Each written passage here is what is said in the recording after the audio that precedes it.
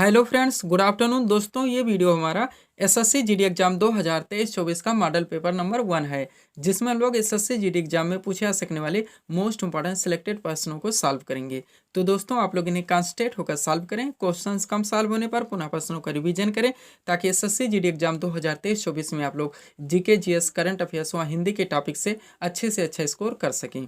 तो चलिए दोस्तों, ज़्यादा समय न लेते हुए हम लोग इन सभी मोस्ट इंपोर्टेंट प्रश्नों को सॉल्व करना शुरू करते हैं।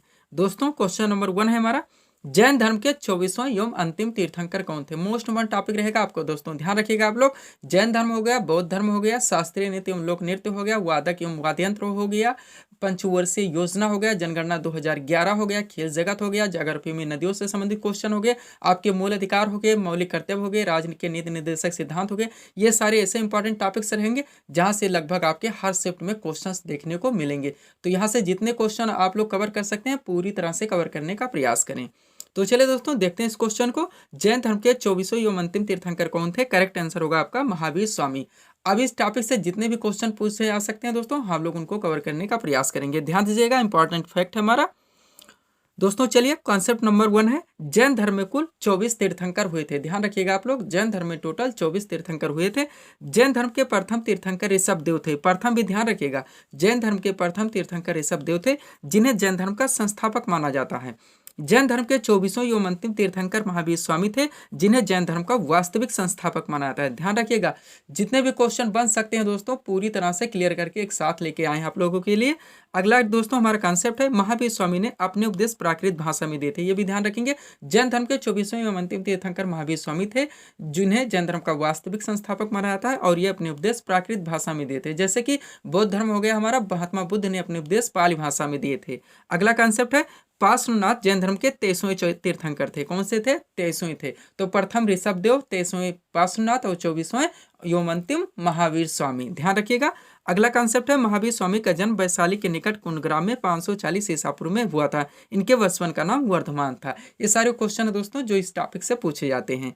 अगला क्वेश्चन देखेंगे हम लोग।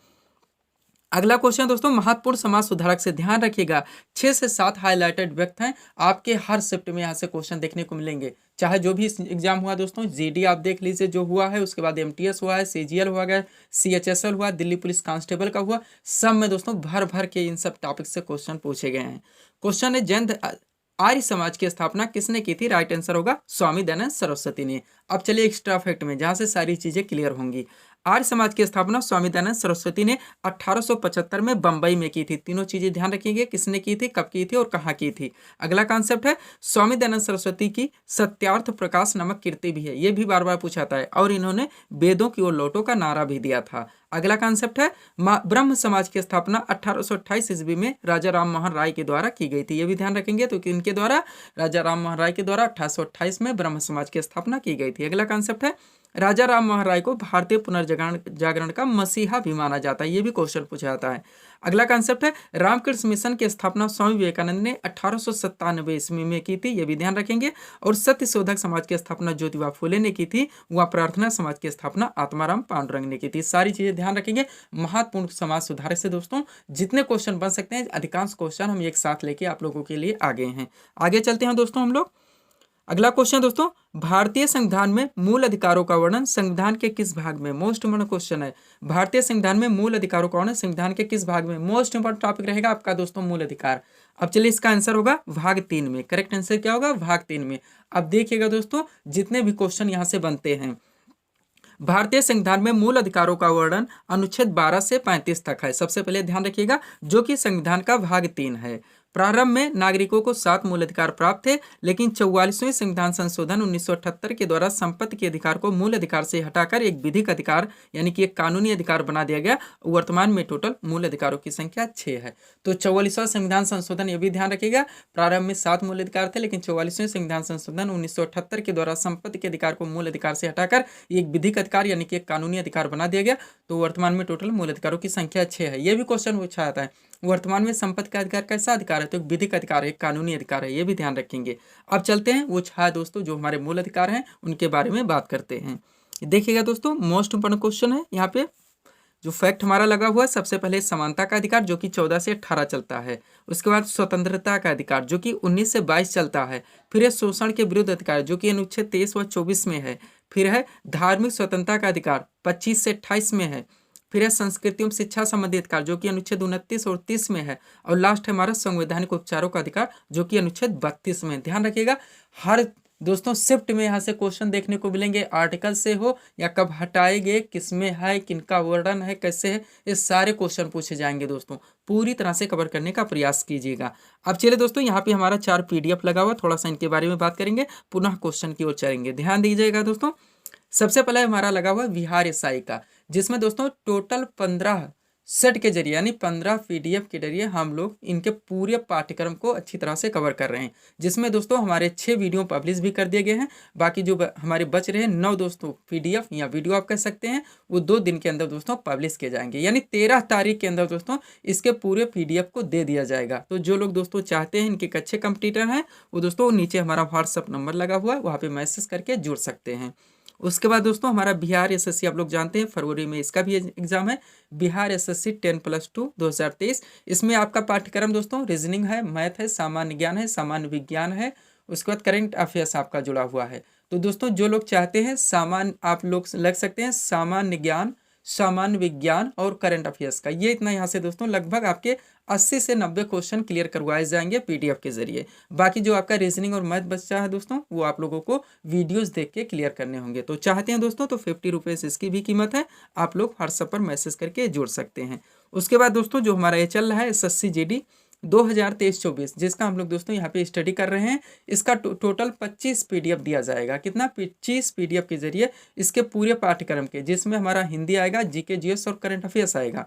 ये इतनी चीज़ें दोस्तों क्लियर करवाई जाएंगी। अगर चाहते हैं तो व्हाट्सएप पर मैसेज कर सकते हैं। उसके बाद लास्ट जो हमारा PDF लगा हुआ दोस्तों UPPSC RO का लगा हुआ है।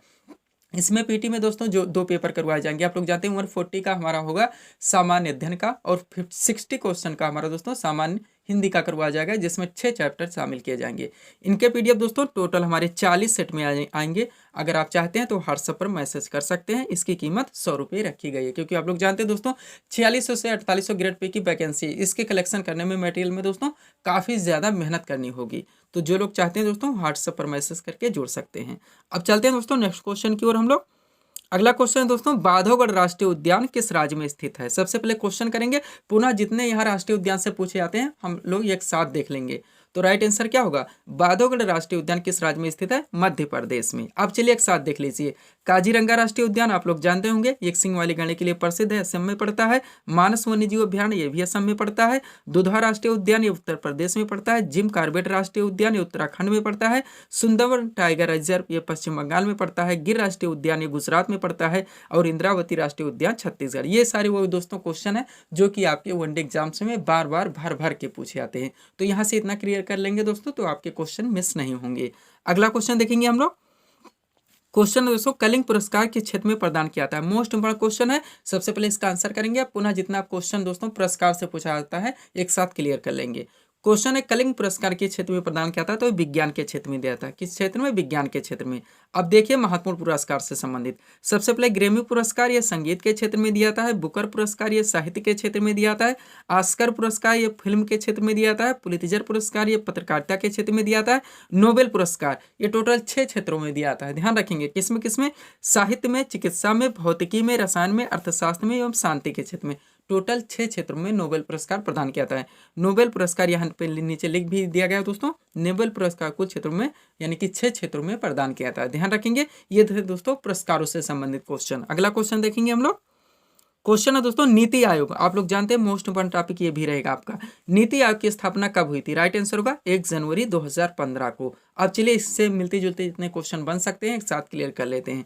सबसे पहले नीति आयोग की स्थापना 1 जनवरी 2015 को हुई थी। नीति का फुल फॉर्म भी पूछा सकता है, तो national institute for transforming India यानी कि राष्ट्रीय भारत परिवर्तन संस्थान होता है। नीति आयोग के प्रथम उपाध्यक्ष अरविंद पनघड़िया, प्रथम CEO अमिताभ कांत, नीति आयोग के वर्तमान उपाध्यक्ष सुमन के बेरी और नीति आयोग के वर्तमान CEO श्री BVR सुब्रमण्यम। ये सारे दोस्तों क्वेश्चन है जो कि आपके एग्जाम में पूछे जा सकते हैं। अगला क्वेश्चन देखेंगे हम लोग। क्वेश्चन है दोस्तों, फाउंटेन पेन का आविष्कार किसने किया था? जनरल साइंस से आ गया है क्वेश्चन, करेंगे पुनः सारे क्वेश्चन को एक साथ क्लियर कर लेंगे। फाउंटेन पेन का आविष्कार किसने किया था? राइट आंसर होगा लेविस वाटरमैन ने। अब चलिए एक साथ, डायनेमो का आविष्कार माइकल फैराडे ने किया था। ग्रामोफोन माइक्रोफोन का आविष्कार ग्राहम बेल ने किया था। पेंसिलिन की खोज दोस्तों यह आविष्कार अलेक्जेंडर फ्लेमिंग ने की थी। प्रिंटिंग प्रेस की दोस्तों जॉन गुटेनबर्ग ने की थी। बैरोमीटर की खोज यह आविष्कार इटोरी सैली ने की थी। आगे चलेंगे हम लोग। अगला दोस्तों, कार्बन पेपर का आविष्कार किसने किया था? तो राल्फ वेडविज ने किया था। टेलीविजन जो यांत्रिक होता है, ध्यान रखेंगे यहाँ पर थोड़ा सा कंफ्यूजन होता है। टेलीविजन जो यांत्रिक है जे एल बेयर ने किया था, और टेलीविजन जो इलेक्ट्रॉनिक है इसका टेलर फॉरेंसवर्थ ने किया था। नायलॉन का आविष्कार दोस्तों डॉक्टर वालेस कैरायर्स ने किया था, और ग्लाइडर का आविष्कार दोस्तों जॉर्ज कैले ने किया था। ये इतना ध्यान रखेंगे तो यहाँ से आपके क्वेश्चन मिस नहीं होंगे। अगला क्वेश्चन देखेंगे हम लोग। अगला क्वेश्चन दोस्तों हमारा हिस्ट्री से है। क्वेश्चन है, पानीपत का प्रथम युद्ध किनके किनके बीच में हुआ था? ध्यान दीजिएगा, राइट आंसर क्या होगा? बाबर और इब्राहिम लोदी के बीच में हुआ था। अब चलिए एक साथ क्लियर कर लीजिए पानीपत युद्ध से संबंधित जो क्वेश्चन पूछे जाते हैं। सबसे पहले पानीपत का प्रथम युद्ध 1526 ईस्वी में बाबर और इब्राहिम लोदी के मध्य हुआ था, जिसमें इब्राहिम लोदी की पराजय हुई थी। ये प्रथम हो गया। अब द्वितीय युद्ध देखिए, पानीपत का द्वितीय युद्ध 1556 ईस्वी में अकबर व हेमू के बीच में हुआ था। इस युद्ध में अकबर ने हेमू को पराजित किया था। मैं तो कहता हूं दोस्तों ये पीडीएफ आप लोग ले लीजिए और अंडरलाइन लगा लगा के 3 से 4 बार दोस्तों रिवीजन कर लीजिए। आपका अच्छा खासा दोस्तों यहाँ पे प्रिपरेशन यानी कि स्टडी दोस्तों तैयार हो जाएगी एग्जाम देने के लिए। और लास्ट युद्ध पानीपत में आप लोग जानते हैं 3 युद्ध लड़े गए थे। लास्ट है दोस्तों पानीपत का तीसरा युद्ध 1761 ईस्वी में अहमद शाह अब्दाली तथा मराठों के बीच में हुआ था। इस युद्ध में अहमद शाह अब्दाली ने मराठों को हराया था। ये तीनों ध्यान रखेंगे, किनके बीच में हुआ था, कब हुआ था, किसने किसको पराजित किया था। अगला क्वेश्चन देखेंगे हम लोग। अगला क्वेश्चन आ गया दोस्तों शास्त्रीय नृत्य से। आप लोग जानते हैं मोस्ट इंपॉर्टेंट टॉपिक है आप लोगों का। कुचिपुड़ी किस राज्य का प्रसिद्ध शास्त्रीय नृत्य है? तो ये आंध्र प्रदेश का। सबसे पहले लोकेशन यहाँ पे देखेंगे। कुछ क्वेश्चन जो इजी भी डाले जा रहे हैं, क्योंकि क्वेश्चन कोई भी हम लोग मिस नहीं कर सकते। फिर दोस्तों इनके इर्द गिर्द जितने क्वेश्चन बनते हैं मॉडरेट लेवल पर, उनको भी हम लोग एक साथ क्लियर करेंगे, ताकि इजी टू मॉडरेट सारे क्वेश्चन हमारे क्लियर हो सके। क्वेश्चन है, कुचिपुड़ी किस राज्य का प्रसिद्ध शास्त्रीय नृत्य है? तो ये आंध्र प्रदेश का। अब चलिए एक साथ देख लीजिए। एक तरफ शास्त्रीय नृत्य है, दूसरी तरफ संबंधित राज्य है। भरतनाट्यम ये तमिलनाडु का है, कथकली केरल का है, मोहिनीअट्टम भी केरल का है। केरल के 2 शास्त्रीय नृत्य हैं, कथकली और मोहिनीअट्टम। कथक उत्तर भारत का है, विशेषकर आप लोग उत्तर प्रदेश का मान सकते हैं। आगे चलेंगे हम लोग। ओडिसी ओडिशा राज्य का है, मणिपुरी मणिपुर राज्य का है, और सत्रिया ये असम का। ये 8 शास्त्रीय नृत्य हैं आपके, जो कि एग्जाम में बार बार पूछे जाते हैं। अब चलिए थोड़ा सा विटामिन से संबंधित दोस्तों जो क्वेश्चन एग्जाम में पूछे जाते हैं उनको हम लोग देख लेते हैं। यहाँ पे क्वेश्चन है, विटामिन सी का रासायनिक नाम क्या है? Ascorbic acid. बार बार पूछा था, हाईलाइटेड क्वेश्चन है, ध्यान देंगे दोस्तों। विटामिन सी का रासायनिक नाम क्या है? तो स्कॉर्बिक एसिड होता है। अब ध्यान दीजिएगा, विटामिन ए का रासायनिक नाम क्या होता है? रेटिनाल होता है। इसकी कमी से होने वाला रोग रतौंधी है। विटामिन B1 का रासायनिक नाम क्या होता है? थायमिन होता है। इससे होने वाला रोग दोस्तों बेरी है। विटामिन B6 ये भी बार बार पूछा जाता है। इसका रासायनिक नाम पायरिडॉक्सिन होता है, और इसकी कमी से होने वाला रोग एनीमिया यानी कि त्वचा रोग होता है। उसके बाद दोस्तों एनीमिया और त्वचा रोग ये दोनों होते हैं, ध्यान रखेंगे। विटामिन विटामिन B7 का रासायनिक नाम क्या होता है? बायोटीन होता है, और इसकी कमी से होने वाला रोग लकवा होता है। उसके बाद आगे चलेंगे हम लोग।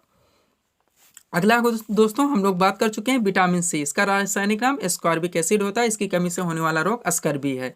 फिर विटामिन डी का रासायनिक नाम क्या होता है? कैल्सीफेरॉल होता है। इसकी कमी से होने वाला रोग रिकेट्स है, जो कि बच्चों में होता है। विटामिन ई का रासायनिक नाम टोकोफेरॉल होता है। इसकी कमी से होने वाला रोग जनन शक्ति घटना। और विटामिन के का रासायनिक नाम दोस्तों फिलोक्विनोन होता है, और इसकी कमी से होने वाला रोग आप लोग जानते हैं विटामिन के की कमी से रक्त का थक्का नहीं जमता, या हीमोफीलिया नामक रोग होता है, जिसके कहते हैं कि महत्वपूर्ण दिवस से भी क्वेश्चंस आपके एग्जाम में बराबर पूछे जाएंगे। तो सबसे पहले क्वेश्चन सॉल्व करेंगे दोस्तों, पुनः जितने भी महत्वपूर्ण दिवस से क्वेश्चन बनते हैं हम लोग कवर करने का प्रयास करेंगे। क्वेश्चन है दोस्तों, विश्व ओजोन दिवस किस तिथि को मनाया जाता है? राइट आंसर होगा 16 सितंबर को। विश्व ओजोन दिवस किस तिथि को मनाया जाता है? 16 सितंबर को। अब चलिए दोस्तों महत्वपूर्ण दिवस से हम लोग क्वेश्चन सॉल्व करना शुरू करते हैं। प्रवासी भारतीय दिवस कब मनाया जाता है? 9 जनवरी को। राष्ट्रीय युवा दिवस कब मनाया जाता है? 12 जनवरी को। विश्व पृथ्वी दिवस कब मनाया जाता है? 22 अप्रैल को। विश्व मधुमेह दिवस कब मनाया जाता है? 27 जून को। राष्ट्रीय सांख्यिकी दिवस कब मनाया जाता है? 29 जून को। विश्व जनसंख्या दिवस कब मनाया जाता है? 11 जुलाई को। विश्व डाक दिवस का मनाता है 9 अक्टूबर को, विश्व खाद्य दिवस का मनाता है 16 अक्टूबर को, और विश्व गरीबी उन्मूलन दिवस का मनाता है ये 17 अक्टूबर को। ये इतने मोस्ट इंपॉर्टेंट दोस्तों महत्वपूर्ण दिवस से क्वेश्चन है जो कि आपके एग्जाम में बराबर पूछे जाते हैं। चलेंगे नेक्स्ट क्वेश्चन की ओर दोस्तों। अगला क्वेश्चन दोस्तों हमारा फुल फॉर्म से संबंधित है। एक क्वेश्चन सॉल्व करेंगे, पुनः हम लोग फुल फॉर्म से संबंधित दोस्तों क्वेश्चन को सॉल्व करना शुरू करेंगे। क्वेश्चन देखिएगा दोस्तों, क्वेश्चन है यूनेस्को का मुख्यालय कहाँ पर स्थित है। इस तरह से क्वेश्चन रखा गया है। राइट आंसर होगा पेरिस फ्रांस में, यानी कि यूनेस्को का मुख्यालय दोस्तों फ्रांस की राजधानी पेरिस में स्थित है। अब चलेंगे महत्वपूर्ण फुल फॉर्म से क्वेश्चन देखने। सबसे पहले यूनेस्को का ही है, इसका फुल फॉर्म होता है United Nations Educational Scientific and Cultural Organization. ये है दोस्तों यूनेस्को का फुल फॉर्म, संयुक्त राष्ट्र शैक्षिक वैज्ञानिक एवं सांस्कृतिक संगठन। अगला BCCI का, ये भी बार बार पूछाता है, board of control for cricket in India, ये इसका दोस्तों फुल फॉर्म है। अगला नाबार्ड का है, मोस्ट इंपॉर्टेंट, नाबार्ड का है दोस्तों national bank for agriculture and rural development, ये है नाबार्ड का पूरा नाम। अगला UDI का, UDI आप लोग परिचित ही होंगे, इसका फुल फॉर्म होता है unique identification authority of India. Hindi में आप पूरा नाम बताएंगे दोस्तों कमेंट करके। अगला हम लोग देखेंगे क्वेश्चन है दोस्तों सिडबी का फुल फॉर्म बताना है। तो सिडबी का क्या होता है, small industries development bank of India, small industries development bank of India, ये सिडबी का है। इन सब संबंधित दोस्तों क्वेश्चन भी बनते हैं, मोस्ट इंपॉर्टेंट होते हैं करंट के, इनको हम लोग दोस्तों सॉल्व जरूर करेंगे। अगला क्वेश्चन है इसरो का। इसरो दोस्तों आप लोग जानते हैं, इसका फुल फॉर्म होता है Indian Space Research Organisation. Next है ओपेक का, ओपेक का फुल फॉर्म होता है Organization for Petroleum Exporting Countries, ये है दोस्तों ओपेक का फुल फॉर्म। नेक्स्ट है सेबी का, इसका क्या होता है security exchange board of India, SEBI का फुल फॉर्म है NHRC, आप लोग जानते होंगे national human right commission, national human right commission यानी कि राष्ट्रीय मानवाधिकार आयोग, ये NHRC है दोस्तों, ध्यान दीजिएगा। सबसे यहाँ पे क्वेश्चन बनते हैं करंट के जो कि बार बार एग्जाम में पूछे आते हैं। नेक्स्ट है दोस्तों नाटो का, नाटो का फुल फॉर्म होता है नॉर्थ अटलांटिक ट्रीटी ऑर्गेनाइजेशन, यानी कि उत्तरी अटलांटिक संधि संगठन। करंट का मोस्ट इंपॉर्टेंट क्वेश्चन यहाँ से बनेगा। ICR, ये भी आप लोग जानते होंगे Indian council for agricultural research होता है, ये दोस्तों भी बार बार एग्जाम में पूछा जाता है। नेक्स्ट क्वेश्चन हम लोग देखेंगे दोस्तों करंट का, ये क्वेश्चन सॉल्व करेंगे, पुनः करंट से जितने क्वेश्चन बन सकते हैं अधिकांश प्रश्नों को सॉल्व करने का प्रयास करेंगे। क्वेश्चन है 68वें फिल्म फेयर अवार्ड्स 2023 में सर्वश्रेष्ठ फिल्म का पुरस्कार किसे मिला। राइट आंसर होगा गंगूबाई काठियावाड़ी को। 68वें फिल्म फेयर अवार्ड 2023 में सर्वश्रेष्ठ फिल्म का पुरस्कार गंगूबाई काठियावाड़ी को मिला है। आप चलिए सॉल्व करना शुरू करते हैं महत्वपूर्ण करंट अफेयर्स के प्रश्नों को एक साथ कलेक्ट करके यहाँ पे दोस्तों हम लाए हैं। क्वेश्चन है हाल ही में किसने रेमन मैग्सेसे पुरस्कार 2023 जीता है, तो रवि कन्नन है। नेक्स्ट है फेमिना मिस इंडिया 2023 का खिताब किसने जीता, नंदिनी गुप्ता आपका करेक्ट आंसर होगा। मिसेज यूनिवर्स इंडिया 2023 का ताज किसे मिला, तो माधुरी पटेल को मिला। ध्यान देंगे, क्वेश्चन का रिवीजन जरूर करेंगे। मैं तो कहता हूँ PDF ले लीजिएगा और अंडरलाइन लगा लगा के इनको पढ़ लीजिएगा। अगला देखेंगे हम लोग, अगला दोस्तों मिस अर्थ इंडिया 2023 का खिताब किसने जीता, तो प्रियन सेन ने जीता है। नेक्स्ट हाल ही में जारी वैश्विक शांति सूचकांक 2023 में भारत का स्थान तो 126वां रहा है। नेक्स्ट हाल ही में जारी वर्ल्ड हैप्पीनेस इंडेक्स 2023 में भारत का स्थान तो 126वां, इन दोनों में 126वां रहा है। किसमें किसमें, वैश्विक शांति सूचकांक 2023 और वर्ल्ड हैप्पीनेस इंडेक्स 2023 दोनों में 126वां स्थान भारत का रहा है। अगला फ्रेंच ओपन टेनिस टूर्नामेंट 2023 में पुरुष वर्ग का खिताब किसने जीता, नोवाक जोकोविच ने। और ऑस्ट्रेलिया ओपन 2023 में पुरुष वर्ग का खिताब ये भी नोवाक जोकोविच ने जीता है। दोनों ध्यान रखेंगे, फ्रेंच ओपन टेनिस टूर्नामेंट 2023 पुरुष वर्ग का खिताब जोकोविच, और ऑस्ट्रेलिया ओपन 2023 में पुरुष वर्ग का खिताब तब भी नोवाक जोकोविच। आगे चलेंगे हम लोग। अगला दोस्तों बार बार ये सारे क्वेश्चन पूछे भी जा चुके हैं दोस्तों, दिल्ली पुलिस कांस्टेबल में भी यहाँ से अधिकांश क्वेश्चन पूछे गए हैं। क्वेश्चन है विंबलडन ओपन 2023 में पुरुष वर्ग का खिताब तो कार्लोस अल्कारेज ने जीता है। CGL CHSL बहुत ज्यादा पूछे गए हैं दोस्तों question. World press freedom index 2023 में भारत का स्थान 160वां स्थान। नेक्स्ट 42वां एशियान शिखर सम्मेलन कहाँ पर आयोजित हुआ, तो इंडोनेशिया में किया गया। नेक्स्ट है अंतर्राष्ट्रीय बुकर पुरस्कार 2023 में किसे सम्मानित किया गया, तो जॉर्जी गोस्पोदिनोव को किया गया। किसे, जॉर्जी गोस्पोदिनोव को किया गया है। आगे चलेंगे, ब्रिक्स आप लोग जानते होंगे हाल ही में सम्मेलन हुआ है। क्वेश्चन है ब्रिक्स शिखर सम्मेलन 2023 कहाँ आयोजित हुआ, तो जोहान्सबर्ग दक्षिण अफ्रीका में किया गया। इसका फुल फॉर्म भी ध्यान रखिएगा, BRICS, ये 5 देशों के समूह से इसका नाम बनाया गया था। B से ब्राजील, रूस, इंडिया, चाइना व साउथ अफ्रीका, ध्यान रखेंगे। फिर ब्रिक्स शिखर सम्मेलन 2024 कहाँ आयोजित किया जाएगा, तो रूस में किया जाएगा। नेक्स्ट G20 शिखर सम्मेलन 2023 की अध्यक्षता किस देश ने की है? भारत के द्वारा, आप लोग जानते हैं, किया गया है। प्रगति मैदान नई दिल्ली में। इसका थीम था दोस्तों वसुधैव कुटुंबकम, लोगो था खिलता हुआ कमल। सारी चीजें ध्यान रखेंगे। और G20 शिखर सम्मेलन 2024 कहाँ आयोजित होगा? तो ये ब्राजील में किया जाएगा। ब्रिक्स 2024 रूस में और G20 ब्राजील में। अगला क्वेश्चन है, IIFA 2023 में सर्वश्रेष्ठ फिल्म का अवार्ड किसे मिला? तो दृश्यम 2 को मिला है। किसे? दृश्यम 2 को। ये ऑस्कर पुरस्कार है दोस्तों जो कि दृश्यम 2 को दिया गया है। अगला क्वेश्चन देखेंगे हम लोग, 68वें फिल्म फेयर अवार्ड 2023 में सर्वश्रेष्ठ फिल्म तो गंगूबाई काठियावाड़ी, जो कि हमारा क्वेश्चन था। नेक्स्ट, रणजी ट्रॉफी 2023 की विजेता टीम सौराष्ट्र है। उप विजेता कौन है? आप लोग कमेंट करके जरूर बताएंगे दोस्तों। कमेंट जरूर कीजिए। कमेंट करने से होता क्या, सबसे पहले इंपॉर्टेंट प्रश्नों पे कमेंट बुलाता है। कमेंट में दोस्तों आंसर नहीं याद होते तो आप लोग याद करने का प्रयास करते हैं, नहीं तो सर्च करते हैं। सर्च करने के बाद कमेंट में डालते हैं, फिर कमेंट करते हैं। ऐसा करने से ऐसे क्वेश्चंस आपको ज़्यादा से ज़्यादा दिनों तक याद रहते हैं। अगला क्वेश्चन है, रणजी ट्रॉफी 2023 की उप विजेता टीम तो बंगाल है। और विजेता कौन है दोस्तों? कमेंट करके जरूर बताइएगा। नेक्स्ट, हाल ही में जारी स्वच्छ वायु सर्वेक्षण 2023 में शीर्ष स्थान पर कौन सा शहर रहा? तो इंदौर मध्य प्रदेश रहा। ये कंटिन्यू बना हुआ है दोस्तों स्वच्छता में, आप लोग जानते होंगे, इंदौर मध्य प्रदेश। आगे चलेंगे हम लोग। अगला क्वेश्चन दोस्तों, फुटबॉल टूर्नामेंट्स यानी कि संतोष ट्रॉफी 2023 की विजेता टीम वो कर्नाटक है और फुटबॉल टूर्नामेंट संतोष ट्रॉफी 2023 की उप विजेता टीम बंगाल है। एक साथ दे दिए गए हैं दोस्तों। फुटबॉल टूर्नामेंट यानी कि संतोष ट्रॉफी 2023 की विजेता कर्नाटक और उप विजेता मेघालय, दोनों ध्यान रखेंगे। नेक्स्ट क्वेश्चन हम लोग देखेंगे दोस्तों, वादक एवं वाद्य यंत्र से। आप लोग जानते हैं कितने इंपॉर्टेंट क्वेश्चन यहाँ से आपके एग्जाम में बनेंगे। क्वेश्चन है दोस्तों, जाकिर हुसैन का संबंध किस वाद्य यंत्र से है? तो इनका संबंध किससे है? तबला से है। किससे है? तबला है से है। अब चलिए एक साथ कवर कर लेते हैं, ध्यान दीजिएगा दोस्तों। यहाँ से अगर आप लोग एक बार आंसर देखेंगे तो कंफ्यूज होते चलेंगे एग्जाम में। एनालिसिस वहाँ पे देखेंगे, फिर उनके में चला जाएगा कौन तबला वादक था, कौन बांसुरी था, कौन सितार था, कौन शहनाई था, कौन क्या था। ये सारी दोस्तों हमारे कंफ्यूजन क्रिएट करते हैं। इनको नोट डाउन करना पड़ता है या फिर PDF के जरिए दोस्तों अंडरलाइन लगा लगा के पढ़ना पड़ता है ताकि कंफ्यूजन बिल्कुल भी क्रिएट ना हो। अब चलिए एक साथ क्लियर करते हैं हम लोग। सबसे पहले सितार वादक। अब सितार वादक कौन कौन है? तो पंडित रविशंकर है, निखिल बनर्जी और बिलायन खां है। तबला वादक जाकिर हुसैन, अल्लाह रखा खां और गुदई महाराज हैं। बांसुरी वादक हरिप्रसाद चौरसिया, पन्नालाल घोष और रोनू मजूमदार हैं। सरोद वादक अमजद अली खान, अलाउद्दीन खान और अली अकबर खान है। सारे पूछे जाएंगे आपके एग्जाम में। नेक्स्ट, शहनाई वादक उस्ताद बिस्मिल्लाह खान। आपके हर शिफ्ट में क्वेश्चन देखने को मिलेंगे यहाँ से। अगला है संतूर वादक शिव कुमार शर्मा। ये ही नाम रखिए, याद रखिए, संतूर वादक शिव कुमार शर्मा। तो ये सारे दोस्तों वादक एवं वाद्ययंत्र से क्वेश्चन थे। अगला क्वेश्चन, यहाँ पे दोस्तों इतने ही क्वेश्चन डाले गए हैं। उम्मीद करते हैं दोस्तों आप सबने इनको अच्छी तरह से सॉल्व करने का प्रयास किया होगा। तो दोस्तों इसी तरह के वीडियोस के लिए आप हमारे स्टडी चैनल शिव कृपा क्लासेस से जुड़े चैनल को सब्सक्राइब करें ताकि हमारे द्वारा दिए जाने वाले सभी वीडियोस आप क्रम से सबसे पहले देख सकें। तो मिलते हैं दोस्तों हम नेक्स्ट वीडियोस में। Thanks for watching.